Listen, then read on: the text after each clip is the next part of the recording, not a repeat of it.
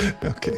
Hi and welcome to another episode of the Getting Things Done podcast from Vital Learning. I am here with my laughing and very good friend and colleague Lars Hendriksen from Vital Learning in Denmark. Privet, Lars. Privet, Morten. Good to see you. As always, good to be with everyone out there. We always start off with a quick reminder of the purpose of the podcast, which is to help you learn GTD or become even better GTDers. Most of our episodes hopefully do that. I think this one will be a bit more, well, let's see how things go, but hopefully it triggers some good thoughts and reflections for you as well. If you're new to GTD, we always recommend you go back and listen to episodes 1 through 6 to get an introduction to the basics of GTD, the 5 steps. You'll find audio versions of that in your podcast player. Today's episode number is number 132, and today's episode is titled An Easy Start to 2026. Yes, and I have no idea what that means. And you will explain why. Why I don't have any ideas. Indeed. So we're trying something different. We're starting off 26. Lars is trying something different. Well, you're here as well. You are involved in the experiment. I'm a big fan of experiments lately. Yes. No, I thought we'd have a bit of fun start to the year with a slightly different episode than we have done previously. It started off as an idea for an episode about having some fun and, getting to know you a bit better, getting to know me a bit better, perhaps as well. But perhaps the listeners and viewers out there could also play along with some of the questions that I have in mind that we could run through in this episode. So that's the initial plan. Oh, I forgot to tell you, by the way, in the pre-show that I just read this really interesting article about the Norwegian army that you have started to print barcodes on the ships, I think. Did you read that? No, that's news to me. It's when the ships come to port, they can Scan-di-navi-an.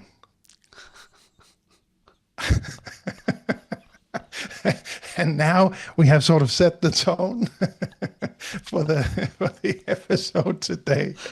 Like I said, it was intended to be an easy start to 2026. I have had this joke on my list for so long. There's never a right time for it. If there was ever a time, now was the right time to let this share this one with you all out there. Okay.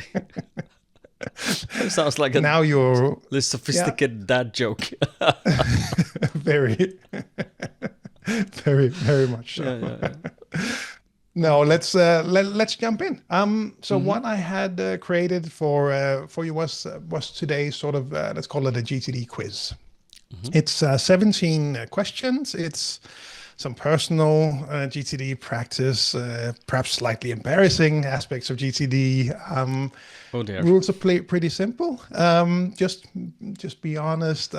Share whatever first comes to mind. Perhaps some questions you'd love to dig through your system or dig through your memory or history and see what comes up. But in the interest of having sort of some more spontaneous answers, I thought it would be more fun to just share this with you directly live or whatever we want to call it on this podcast episode. Okay, so this is revenge for all the curveballs I ever thrown your direction. Maybe throughout our podcast career. Slight element of that as well.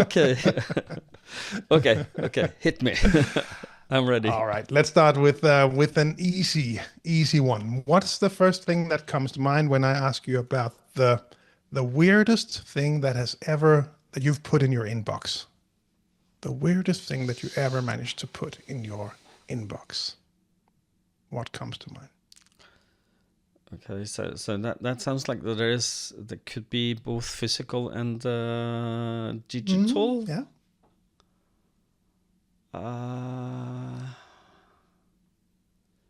Weirdest. To be honest, nothing comes to mind. But can you go first, and I will probably. That's fair. No. I will see if I can might also be different in my world because the smaller kids and stuff that shows up. This morning there was a a broken glitter ball, like the mirror balls that hang Yeah. in from the ceiling. Yeah, the one of Yeah. those was in there, Okay. and 25 broken small mirrors, for example. Just all those random things over the years that have shown up, toys and things like that. Or alternatively, let's take a slightly different approach. What have you seen in other inboxes? And the reason I'm asking is that we had the version of the training back in the day where we would used to ask attendees, look through your bag and see what has landed in there that hadn't come back out. And at least I know in Denmark, we had a lot of interesting things that showed up when people looked through their bags. Perhaps you could share some of those. Yeah, I just in lieu of remembering that I used to be I used to be a father for a small child, a small boy at the point, and I remember one time his mother put the last diaper in my inbox. Because that's a good one. as a trigger. It was not used. I just want to point that out. Okay. It wasn't that weird. No, that counts. That's a good one. So no, I've seen that when it comes to when it comes to clients, or sorry, course participants, they found a lot of different things. People find a spoon from a fancy restaurant. It's kind of like embarrassing things, and then a bulb from the car, and that they need to change. That was inside, small like what do you call it? Directional light bulb. Oh yeah. And I had one gentleman. He was nearing 60, and I remember he pulled out a PEZ dispenser. Do you know what that is? Yep. Yeah, PEZ is the PEZ. I think it's the name. Is the what would you call that? Square sweet candy things that's in a dispenser where you can have different heads on it, and you open it and then one comes out and you eat it. And he said that I laughed when he showed that, and he said, "Well, it's my grandchild's." I said, "Yeah, yeah, yeah, sure, yeah, sure." We had a good laugh about that. So, what is the words you have? Yeah, no, that's just like you, some strange. Yeah, I think spoons as well showed up. There was a wish list from 2 or 3 years ago from their kids. The employment contract that they had been hired for, years ago, but they still had that employment contract in the work bag. My favorite was this guy who was in the back of the room, across the room, and he just they started looking through his bag, and he started to walk through the room with a smoked salmon, the vacuum packed smoked salmon that was wedged in between his documents in his work document, stuff that he had wanted to read. He had gone shopping, grocery shopping, and then he had put his groceries in his bag, and the salmon had found its way in between some documents. So fortunately, it was vacuum. It was sealed. There wasn't. There were no problems with it. But Okay, a good example of something that hadn't made it all the way through to the place where he wanted it to go. Cool. All right, question number 2. What is the oldest someday maybe project still on your list? Just off the top of your head, what do you think shows up? You can have a look, or you can just I need to have a look, but just nothing is in my head, so it has to be in my system. So let me have a look at it. See, oldest someday maybe. Yeah. Okay. See. Oldest one that you can share. Okay. And then I and the listeners and viewers will get to decide if it gets to stay on your list. If it's been there for that long. No, I don't know how long it's been there. I think that don't have dates on them, but on sorry, but on the top of my head, I have. My wife and I wanted to, or she had an idea, as she often has, about interior decoration, and she had some. She wanted to have some wooden beams in the ceiling of the living room, and it is something to buy beams for the ceiling with something called Deco Systems.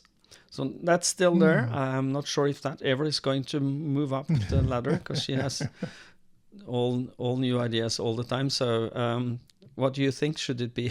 Should it stay there? No, I think that gets to stay. Well, that's a good project. That's not. I was hoping we'd find something more juicy in there. No, I think that one is nice. I think that that makes sense. I don't think I have any juicy things. I have things I'm procrastinating in here, but Ooh. I know probably, yeah. No, we have some videos. I had an idea I should create, but then it's kind of like the motivation went out because it became very difficult to create, and I didn't have the technical knowledge, and so suddenly and it will take a lot of time. So I didn't have the time, so it goes on someday maybe. So it's probably something that's going to be deleted. That makes sense. Yeah, okay. I think that makes sense. No. Did I pass? I of course did the same. I went and looked through my lists as well, and there were some ideas for I think the one that was actually there for the longest, or maybe the one that just stood out to me, was actually a shared one. The one with you and Yuka with the book that we wanted to write. That just kept staring at me from that list. I've taken it off the list again, but that would have been cool. But. So yeah, it's not on my list either. No, it was. It seemed like a good idea at the time, and then kind of what do you call it? Winded itself out or something. It's kind of like didn't have enough wind in sails. No, I agree. All right, question number 3: which list do you struggle most to keep updated? Which list do you struggle most to keep updated? No, I think that my some of it's the inbox, the clarify and organize part, because it's that sometimes when I'm really tired after a long day, at the end of the day, I look at them and said, I don't have any energy or mental capacity to decide on you now, so it has to wait for tomorrow. And sometimes tomorrow morning is busy, and I don't have the mental capacity, or maybe I have the mental capacity, but not the time to look at it. So it could be, that is what all the others I feel comfortable about. So, but the inbox is because I'm highly associative, which means that decision making isn't easy for me. So I see, So that's mine. What's yours? Yeah.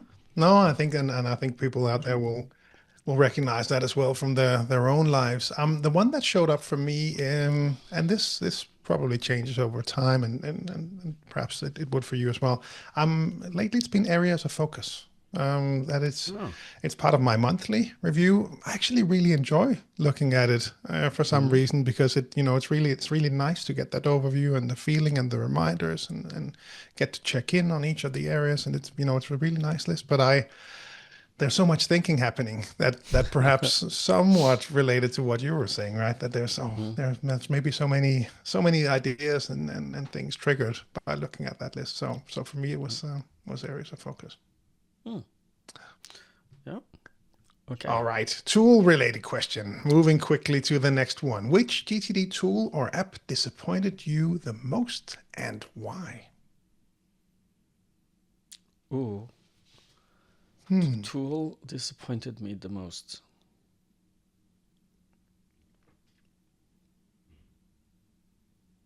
No, I don't know. The only tool that comes to mind is I started out my GTD journey with not the very first part. Very soon after I started with GTD, I started with OmniFocus, And the reason it disappointed me, because throughout the years it's become bloated.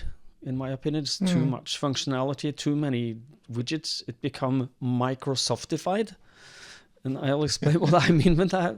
But if something is Microsoftified in my book, it is been added functionality all the time because somebody, it was a feature request and let's try and make that, and you did that. And it's kind of like, when I open my, I still have an OmniFocus app just to know what it is.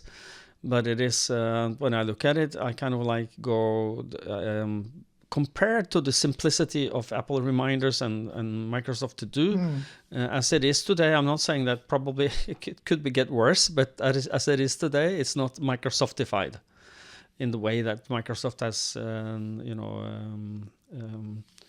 Microsoftified the Outlook app before. It is like full of functionality, like 95% people don't know exists even, but it has menus that's really long and a lot of things that you can do with it. So I think maybe OmniFocus went into that rabbit hole. I'm sure, and there, listener and viewer, if you love your OmniFocus, please continue using it. And this is just my opinion, and I get a little nauseous when I look at it. It's too many things that I have to look at. It's like for me. Yeah. But if it works for you, fine. I'm really not trying to get you into trouble, but I think that's probably a good disclaimer to add there at the end. I thought through as well, my GTD journey, starting off with Remember the Milk, Outlook tasks, OneNote, Todoists, Apple Reminders, maybe a brief check of Evernote, Google Tasks, Keep, whatever it was, some other things. And the one that most stood out to me was actually OneNote, which was actually unfair because I think it was actually a really great tool. It was really flexible. It was very slow for me. But other than that, I think the reason that it stood out to me was that I wasn't using it very well. So I don't really think I get to blame the tool in that case. It was just why? What happened. Yeah, but I've seen that a lot. I don't know if you have in Norway as well. But OneNote tends to be and those notebooking tools, when you try to implement them as GTD systems, they just tend to be like magnets for everything. So it's just I can put anything in here. So now let me put anything in here, and it just becomes bloated. And just all right, show me a nice clean next actions list. Show me a nice clean projects list, and I just don't see them. I see projects lists with all of the support materials and links and files and notes, and it becomes too much, or I have to find next actions by clicking on the page for each of the projects, and I don't have my context. And it's just, I've seen that a lot, and I saw that for myself as well, that it just, it seems to invite you to implement put everything in me, please. Yes.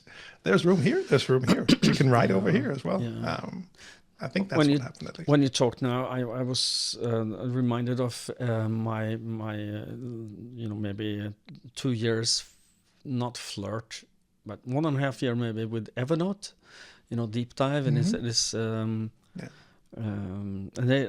it became what they put on the tin is the everything bucket. The Evernote was the everything bucket, I think was the slogan they had back in the day. And when one of the things that, you learn from every instance of failure, and I did too, and I found that if you do not have really sharp boundaries between the different categories of things that you have in your system, like what is actionable, what is non-actionable, like what is reference, what is someday maybe, and when everything is in one system like that, it kind of like it overwhelmed me totally. And it doesn't help that I had some kind of automation, I think, for where I had some. Remember back in the day when we were young, where when we had RSS readers where you can save to read later read it later service. And I did that, and it all went into Evernote. So it's kind of like the bucket of everything I'm not going to do, combined with the things that I have committed to do. And what happened? I stopped using it.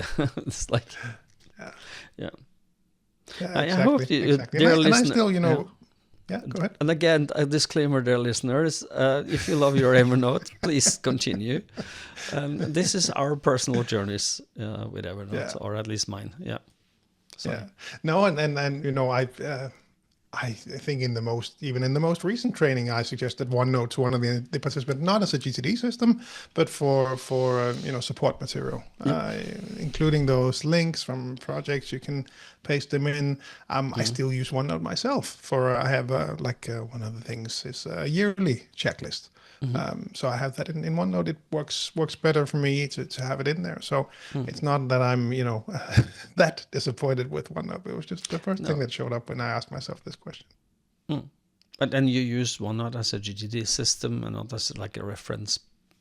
I think exactly. it is good for notes and files and musings around like action support or project support or archive system. This is then people then come back and ask, what would you with all the files? Should that live in Evernote? And then it gets a little tricky. So exactly. So action support, project support is what I would recommend people to use it for, and then use a file folder structure for all the files, or a flat structure and good file naming. Yes. Yeah. That makes sense. All right, next question. When did you last do something straight from your inbox without processing? When did you just jump on something and just did it without really taking all things into This morning. This morning. No. Yes. No, but it just to be very clear, dear listener and viewer, that getting things done is not a religion. It's a framework. At the same time as we teach you that, and the GTD teaches you that you should clarify and organize something into your system, and then stay in that gear until you've finished your clarifying and organizing your inbox, and then decide what to do. Sometimes it makes more sense. It's just to do the things. If it seems to be the most important urgent things that you need to do based on your gut feeling. And I must admit, I will not tell this loudly, okay? I will whisper. Sometimes I do things from my inbox that I just find cool, okay? Just because it triggers me. So, okay. No, I get it. It. How about you, Lars? Yeah, no, it's the first thing that came up for me was that I had something in there where I have, these part of my monthly review. There's some stuff that shows up with bookkeeping, royalty reporting, things like that. And I just copy paste them into my inbox, and then I will, place them on the right context list. And sometimes when I go through those, it's like, let me get this out of the way. I don't want to see this on my list anywhere. Nothing is burning right now. So let me just, let me get rid of it. I don't want to put it on my list. So yeah, no, it happened relatively recently, I think, as well. So, okay, good. And I appreciate the honesty as always. No, but I think I hope that our listeners and viewers understand that we are normal human beings. We've been nerding around with getting things done a very long time, and that's why we can talk about it with some kind of confidence. But at the same time, we are still human beings who fail, and we sometimes procrastinate, and we do things that is kind of out of the order of what we teach people. The reason we are teaching this is because we needed that framework when we started out. Clear out your inbox every day, all the inboxes, to clarify and organize them, and that is the best practice. But as you go along, the better you get at getting things done, the better you understand what is the best practices here. Is do I need to do a weekly review every week? Yeah, Normally it would be, and but sometimes when you feel that you have the overview, you feel the control you need to that you captured all your projects, you have the full overview, you can decide, I will do a light one today because I don't feel the need for a deep one. But that comes with experience. But until you get to that feeling of control and overview, do them every week. That's the best practice. Does that make sense? Yeah, absolutely. And we made, we have sometimes in the Danish community, we have these joint weekly reviews where we sit down and just do them together. Just, it's in anything that has your attention, especially this weekly review. And then we just sit down for about 50 minutes and, try to keep the camera on, mute the microphones, and then we just do it on each of our events. And as we did that, someone who joined last time as well also mentioned the old brushing your teeth analogy. I think that showed up. That there's a gut feeling. There's something missing. So yeah, I recognize that one. Yeah. So if you feel, and as I tell everyone that I coach and teach, is that getting things done is about feeling good about what you're doing and not doing. And if you feel good about not looking at your lists for a week, and you feel comfortable with that because you feel that there's no the yuck feeling, you feel like I can go without brushing my teeth this week. Probably brush your teeth every day. It's a good thing, but maybe not doing your weekly review every week if you don't feel that it gives you something. Yep. Yeah. Good. Yeah, makes sense. All right, next question. If you could only keep one GTD list forever, which would it be? One list. My capture list, where I capture. Capture. Because if I didn't capture, I couldn't do anything else, and it would be. I probably would. That is not a fair question, because it would very quickly evolve itself, because then you have to, it will force me just to have one list. It will force me into the reflecting on it now, because many people just have what I call the to-do list. Yeah, true. What I call, this is to do, maybe if you remember that you actually have the list, and to do, maybe if you remember exactly what you were thinking when you wrote things down, and yeah. So it is not the to-do list that many people have. It's just the first step of getting things done. If you want to get good at it, you have to clarify and organize it. And I know me, if I had just one list, I would start wanting to clarify and organize the minute I wrote it down, because I have to, where am I going to do this? Yeah, what's my next action here? And that would hinder me from writing something down there. So, Lars, I will not accept just one list, okay? Lisa, I'm bringing you the hard questions today. Yeah, I know. Yeah, no, that's a good one. I would want to steal your answer. I like that. The one that came to mind for me as sort of the starting point was areas of focus, because I would want to keep that list to make sure that I didn't miss things. So I could take that as sort of the starting point and try to use that as a guiding post for how I would spend my time. But that would of course mean that I would just do random things that showed up within each of those areas without perhaps absolutely not doing the right things, and wouldn't make me productive. No, so no, that there is, no, but the areas of focus is also a good reminder of projects you must make and fulfill, and the desired outcomes that you have to fulfill. But it is, as I see it, it is the list before the lists, the list that remind you that you have to fulfill something, do something to go to good. No list, not. It's a difficult question. Don't. We can't have just one list. All right. Well, we'll quickly skip to the next one to avoid blowing any more fuses. what comes to mind when I ask this question? Which project have you rewritten the most without ever starting? Which project have you rewritten the most without ever starting? Well, can I pick one that I actually started eventually, or? Yeah, go ahead. Okay. No, what comes to mind is that a few years back, the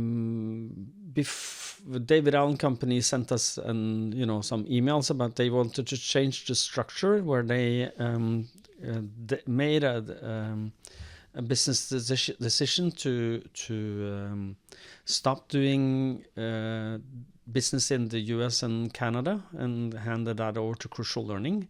And when that email hit, I wrote that the desired outcome that ended up being something completely different. And it changed nature a couple of times, but it ended up becoming something in the ways of how can we become partners with Crucial Learning and clarify how we can be, and then after it become a Crucial Learning partner in the Nordic region, which we eventually did become. So yeah, exactly. Yeah. How about you? Oh, good one. I think for me there were two things that came up. One was the projects at the summer house, old summer house. Some things that we wanted to get done there, not critical to get done, but we would, I would like to move on them. And just every time I go there, I'm with the family, and I just want to enjoy it and spend time with the kids there, and play football and do the ongoing maintenance, not all those new development, relationship build this and build maintenance. Yeah, when I look at that projects list, and if we say that projects have a time limit of 12 months, I may have bent that a bit. You just said GTD is not religion, so I can do that. No, they will be on the project list, and I will look at them, and then I'll put them to the someday maybe list at the end of the year, because now it's winter and we can't do anything about them. And then around April, May, I will put them on the list again, and let's see if this summer is the time where I'll actually move on some of those. Yeah, good. Yeah, good. So that was one. The other one was buying our house, because there were just so many variables out there that impacted this in shifting economies and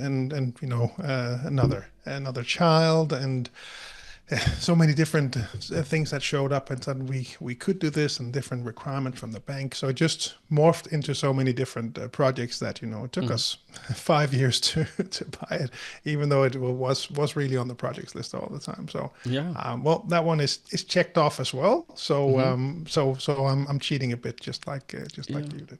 Yeah, we've been talking about you buying that house for I don't know how many years. Since we started the podcast, I'm sure. Yeah, but even before, around 2019, I think.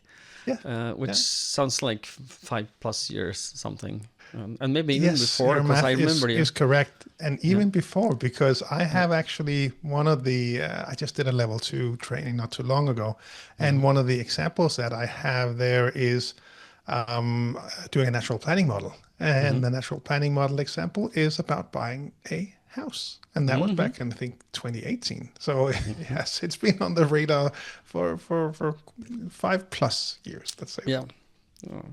Okay, but I'm happy you now can tick it off as done. we have finally checked it off. Yes. Good for you. Next one. Which GTD concept do you misuse the most, even though you know better? Oh, I don't think I misuse anyone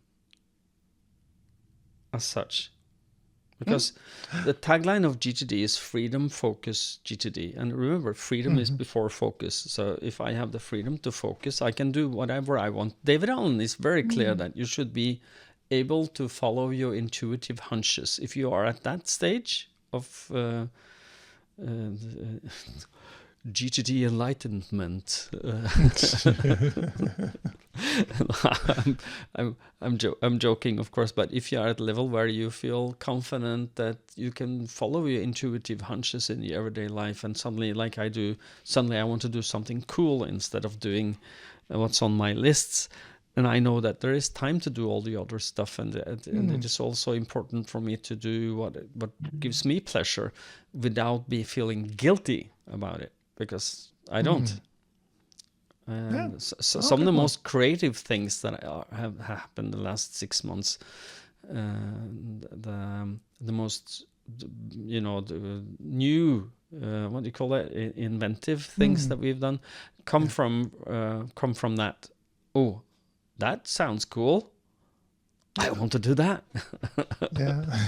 I'm not saying that everything I is. recognize that.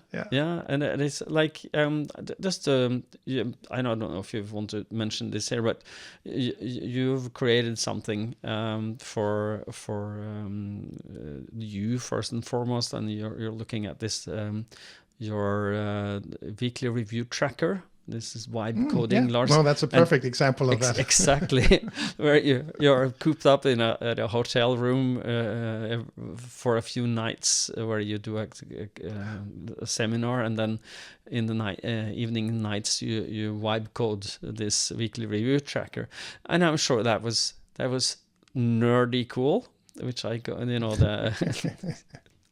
at the same time it gave you something. It was you made it. No, absolutely. It made me stay up past midnight, which hasn't happened in quite a while. So, No.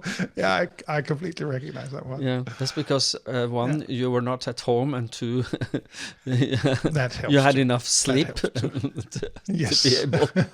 Because I'm sure when you're normal, and Lars is a father of 3 young boys, and for anyone who has had more than one child knows that that's very tiresome at times. Sleep is an option potentially in the future. Exactly. In the future someday. Yeah. Or when you're in a hotel doing a seminar, it's like vacation. Yeah. No, but that's a good point. I completely recognize that. And so I built the lastweekly.com for those of you who want to join. I think by the time this airs, it has probably stabilized. So it's nice and easy to go and try it and track your weekly reviews. Good example of that. What showed up for me was I was just reflecting on where do I in my own GTD practice where can I make things work better? And I still, there's something about my profile where I like still putting too many dates on things. That's still something that shows up for me where, remind me about this at this point. And that's probably the best area where I can go in and tweak. And it's working fine. I have just a standard practice in the morning. I run through all the due stuff, and if I find something that isn't actually due that day and I don't want to deal with that day, now it's I just filter it away so I have the right list to work from. So it's not an issue as such, but it's something where I think I could probably adjust some of them things to not add that many due dates, I think. And I don't know if that's what you are thinking about, but one of the things that worked for me just as is to when I used that digital tickler. This routines and ticklers is my list for this, and it when it says tickler, it tells me you can look at this, and you don't have to do something about it. It's just a reminder for you. This is coming up, and there's a date at the end where I can see that this is something you might now want to create a project for. But right now, you can relax because it's 6 months. But now you can, every month you will see this. I don't know if that makes sense, but no, exactly. No, I'm with you. Next question: weirdest place you've ever done your weekly review? Weirdest place. Yeah, that's a good question. Weirdest place. Or most interesting, or I'm trying to I'm trying not to make something up because I want to come up with something. No, it's no. I will twist the question because I don't have any weird places, but I have the nicest place that I've done my weekly review is for me. It's we rented a summer house in Bodrum in Turkey. Where we had a terrace. It was a very bohemian looking place. It was a terrace there where I can sit and look at the either the sunrise or the sunset. And I did my weekly reviews there with my laptop and my notebooks, and that was probably the best weekly review when I did that when I arrived in the summer house, and then I did it for that, and I set everything, and then I closed it up, and I said, now vacation time. Yeah. Oh, that sounds good. Yeah, it's mine is in nature as well in Norway. Though those half-year reviews that I typically didn't hear do. that. You were where? I was in somewhere north of Denmark. You mean Norway? Yes. So come to Norway and do your weekly review with us. Absolutely recommend that. No, this something about in sitting there in and nature. How is Norway? How is Norway weird? Weird? Yeah, I think you said the weirdest place you've done your weekly review. No, I think actually. So those were really. I twist the question just like you did. I think because those were really the best reviews. I think the weirdest one that came to mind was I had a half-year review this summer in my car on the beach of the northwest of Denmark. They have these really wide beaches, cold Hawaii, as it's called, it's the beautiful, really nice places. And I stayed there and then just look at the sunset, and it was nice and warm, and the music was good, and it was just comfortable, and that was a really good review. Probably really weird because people would walk by and walking their dogs or playing in the sand or whatever it was, but in the evening there I did my weekly review. I think that cool. That's probably the weirdest one. All right, 3 more questions, let's say. If you had to run GTD entirely on paper, which lists would be hardest to live without digitally? Ticklers. Ticklers? Yeah. Yep. Because those show up automatically, and if I wanted to create them, I had to have the 42 folders system, and if I only had, if I could go and buy some stationery, like the ticklers would also be handed. But I don't know if anyone remembers those anymore, but 42 folders is a system where you can create a tickler system with a calendar, and you bring things forward. What do I need to see in November? And you create a paper-based note or put the paper itself as a reminder, and then it shows up in November, and then you date it for putting it at the right date where you need to see it, and then it will show up the week or the day where you wanted it to show up. The 43 folders is It's not 42, 43. Yes, it is 43. 43, Yeah, so it's 12 plus 31. 12 plus 31, That sounds like I went for the calendar on this one, and it's just the reason is that I get this. I talk about this with a lot of people in the trainings where they really want that shared calendar overview as a family. Can I change my calendar? Can I change my answer calendar?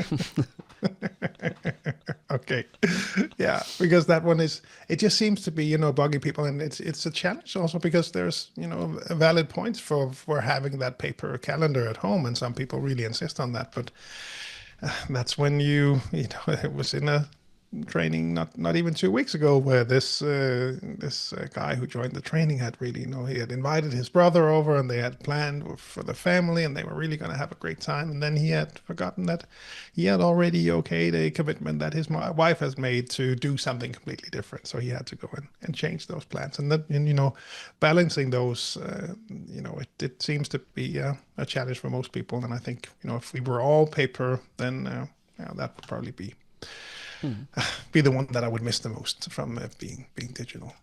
Yeah, me too. I remember back in the day when I still actually do have in my cabinet here one of my old Filofax calendar systems where I actually created my own. That was before GTD, so kind of like GTD-esque, or Morten tries to invent something that works, and I failed miserably. Thank you, David, for being smarter than me. Thank you, David, for inventing something that actually works.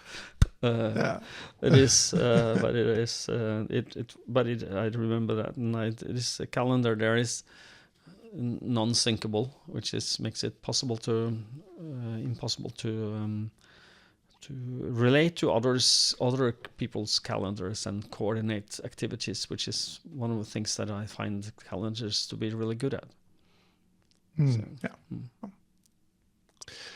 All right, second to last question. Have you ever used GTD as an excuse to avoid something uncomfortable?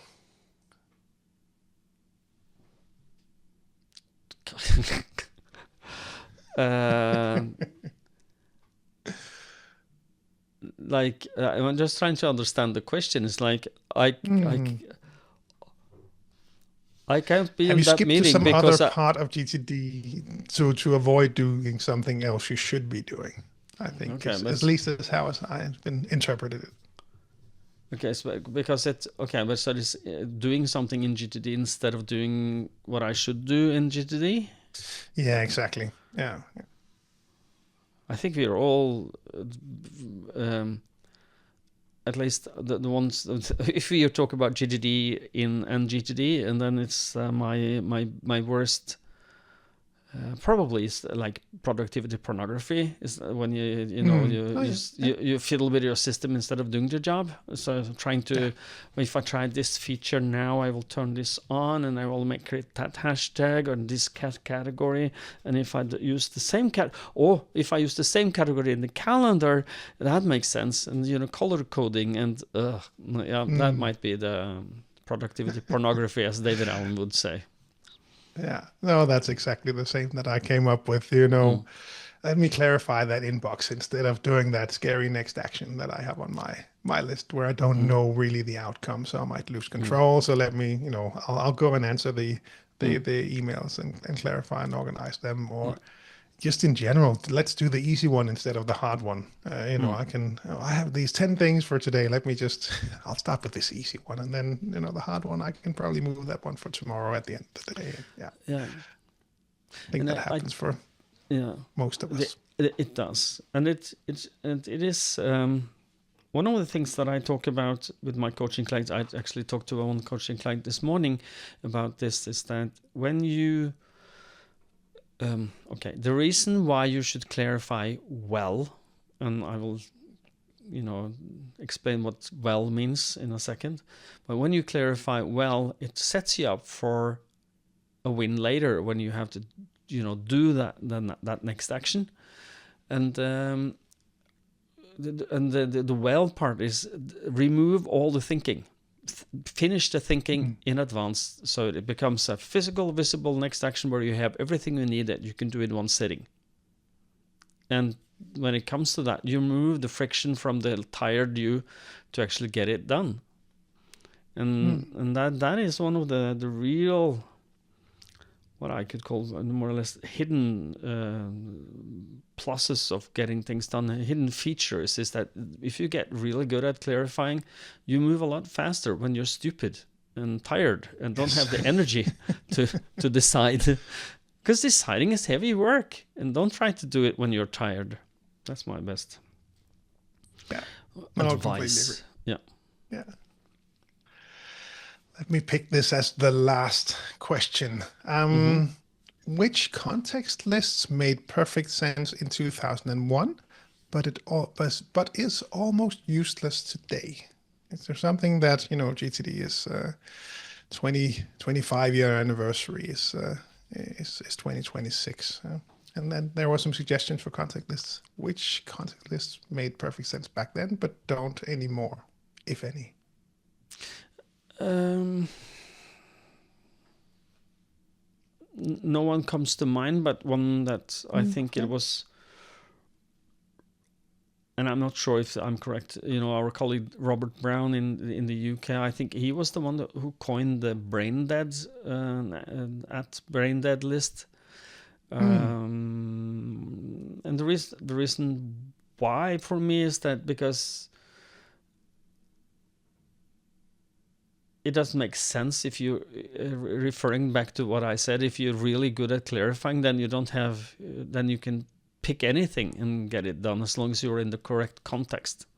So if I'm at the office, or I do have my PC or my Mac, or I have some people like to split it up into home PC and work PC. I don't know what makes sense to you. No? Yeah, no, it's no. I had the same reflections, and it's kind of fun because I was, one of the areas. I'm sure this is the same in Norway, where there will be, you've done tons of speeches, and there'll be different questions, and a lot of them will be the same when you go from one speech to the next. And I think a lot of the questions that showed up were around the context lists, and I think they still, they still make sense in almost, I think, the way, if I don't remember all of them off the top of my head from the 2001 version, but I think they probably still do make sense, because the one area where people started to have a bit of pushback was typically pre-COVID. Why would I have an office list? I can do this, I can do anything from anywhere. And then the physical location then started to matter again as we move to more hybrid and yeah. So it's I actually looked back, on my system from 10 years ago, and the list that I have back then, my life was quite different 10 years ago. The next actions list that I had back then could be the same ones that I use today. Really, all of them on my list. They were, the common GTD list, and they would all still make sense for me today. So I just, I thought that was a fun reflection, actually, to see that, this still the same stuff still makes sense. It does at least for me, and we and I think I don't remember which episode did we cover the how to use the on hold pause category. You remember that? I don't know. Yeah. Okay, go back there, listener, if you want to have more meat on this bone. But a lot of people say that the PC list is where I do all my work at the office. Then I don't need the office list. Okay, fine, that's not a problem for me. But if that PC list grows too long, you have to put something on hold, because some things you cannot do right now. Yeah. And because one, there's more to do than there is time. And secondly, that you have to create a balance in your work life so that you can go home every day and pat your shoulder and say, well done, good and noble soldier, I've done a good job today. And then thirdly is that if you're going to create work-life balance, you have to put things that are not urgent and important this week, maybe next week, on a list that's on hold, so you can remove them from your sight and relax, lower your shoulders.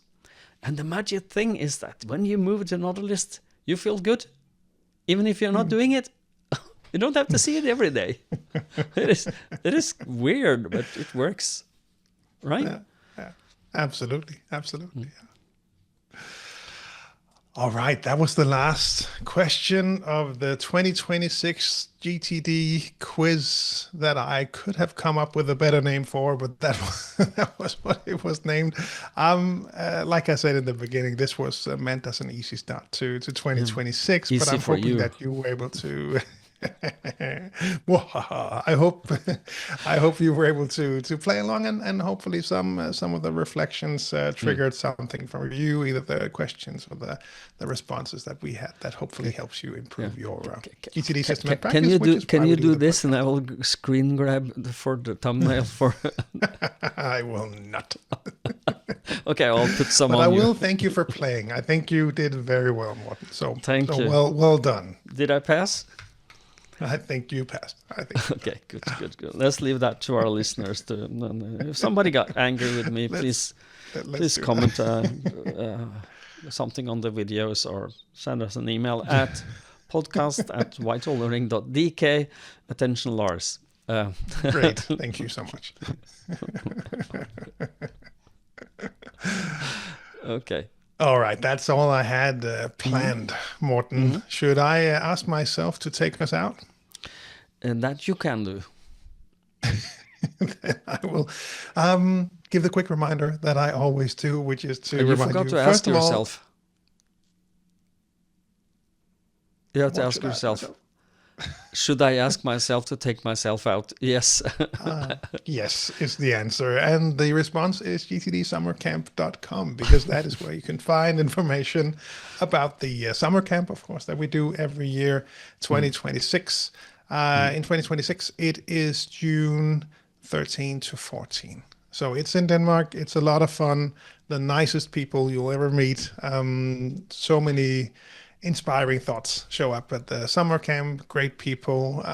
We have a new organizing group with a lot of cool ideas. So there's some really nice things showing up. So go to gtdsummercamp.com and sign up right away. We hope to see as many of you as can possibly make it there. And the dates were 13th to 14th? Yes, those are that's the weekend, Saturday the 13th and Sunday the 14th. Most people actually show up on the 12th. So 90-something%, 95% show up on the Friday as well, because then we have a nice dinner and get to chat and meet old friends and meet new friends and have a good evening, and you can sleep in and have a great start to the rest of the summer camp. So hope to see you there. If you have any questions, be sure to let us know. Lars at VitalLearning.dk is where you can reach me for any questions. Yeah. The other area that I point to is VitalLearning.eu, because that is where the company websites, you can find their way to the Norwegian company website, the Danish one, and all the other ones. Find more information about what we do when it comes to getting things done, all of the other crucial conversations, crucial influence, accountability, everything. Be sure to go there and have a look. It's a lot of great trainings you can find there, and find more information about where you can get in touch with Morten and myself. If you're outside the Nordics, cruciallearning.com is the place to go to find your local partners. Yes. And if you are interested in attending our masterclass retreats, you can do so by visiting the VitalLearning.eu and click the masterclass link in the menu. It will take you to the landing page, and you can read about what is this all about. It's about identifying your higher horizons and to hang out with other GGDers to set aside time to think about, who am I? Who do I want to be? Am I moving in the right direction? What's my values? What's my principles? And what's my vision for my life? And that's what this is all about, under the good help and the coaching of the one in February, which is probably going to be fully booked, but you can check it out if there's a stray place still left. And you can do that at the VitalLearning.eu site, and it is really cool. It's 12 people, exclusive VIP transportation from the airport at Losby Manor in Oslo, with a place who just won the world's best historical hotel. So there. Oh, wow. So there. It was in Seattle earlier in November. They had they were ranked the best historical hotel. So there you go. Sign up. Anything else, Lars, before I say my now more or less, I wouldn't call it famous, maybe infamous words, but until next time, stay safe and stay productive. Take care. Bye-bye. Bye, everyone.